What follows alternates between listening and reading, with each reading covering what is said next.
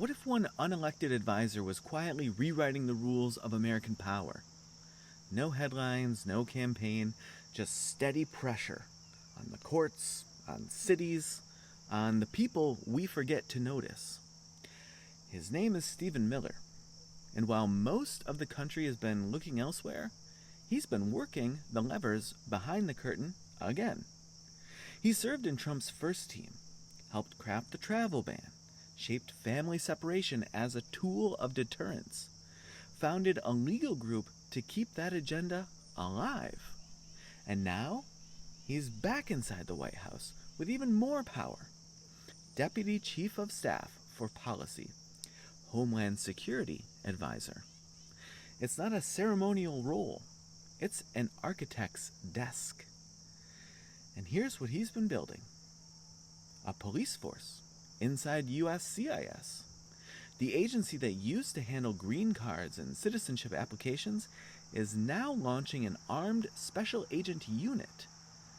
Not theoretical, actual arrest powers, investigations, warrants. It's a fundamental shift from service to enforcement, from open window to closed door. And while the policy is signed by DHS, it's part of a broader strategy that Miller has long championed. Make the immigration system feel more like a courtroom and more like a threat. Next, federal control over DC policing. When the president invoked emergency powers to take control of Washington's public safety response, it was Miller who stepped in to manage the day-to-day. Strategy briefings, cross-agency coordination, guard deployments.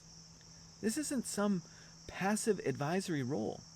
He's at the center of a real-time experiment. What happens when federal power overrides local law enforcement? And can they replicate it in other cities across the country?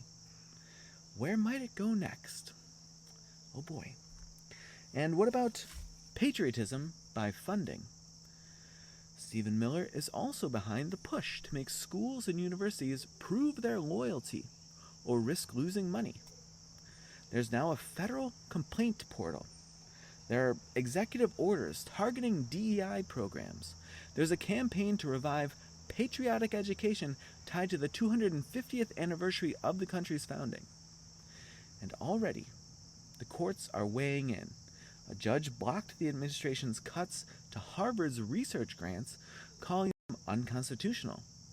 But the message is clear. Ideology first, dollars second, or no dollars at all. And that brings us to a bigger question. What happens when one man's ideology starts brushing up against the entirety of the Constitution? Let's start with habeas corpus, the right to challenge unlawful detention. It's written in Article 1, reserved for Congress to suspend, and only in the case of rebellion or invasion. But this past May, Stephen Miller said the administration was actively looking at suspending it for migrants, depending, in his words, on whether the courts do the right thing. That's not just a policy difference. That's a challenge to the foundation. And it's not the only one. How about due process? Guaranteed by the Fifth Amendment. It protects any person, citizen or not. But many of the systems Miller is building are designed to narrow process, speed up deportations, reduce review, get people out faster than the law can catch up.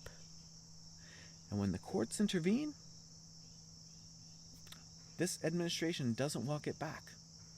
It doubles down. Sometimes it wins. Sometimes, like with the Alien Enemies Act, it loses. But the goal isn't compliance. The goal is momentum. That's not how the founders saw it. In Federalist 78, Hamilton wrote that courts must be the bulwark of rights, a check against overreach. In Federalist 51, Madison reminded us ambition must be made to counteract ambition.